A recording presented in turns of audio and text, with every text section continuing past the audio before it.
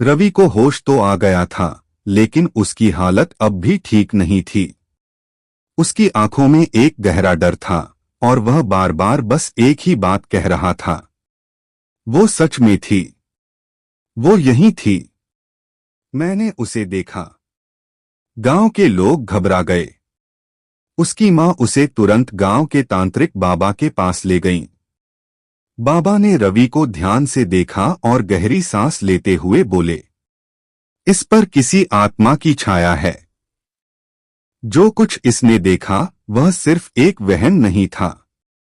गांव के लोग सकते में आ गए।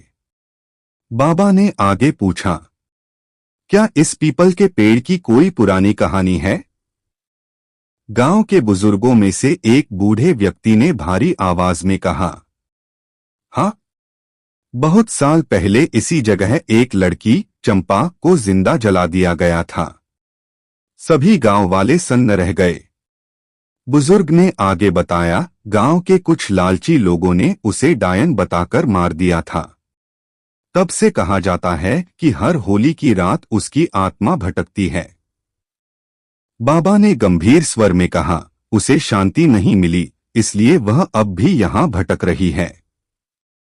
हमें उसकी आत्मा की मुक्ति के लिए हवन करना होगा, वरना यह सिलसिला कभी खत्म नहीं होगा। अंतिम रात। अगले दिन पूरे गांव ने मिलकर एक बड़ा हवन किया।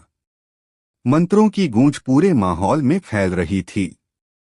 लेकिन जैसे ही हवन पूरा हुआ, रवि अचानक जोर से चीख पड़ा। वह जमीन पर गिरकर तड़पने लगा। ऐसा लग रहा था जैसे किसी ने उसे जकड़ लिया हो।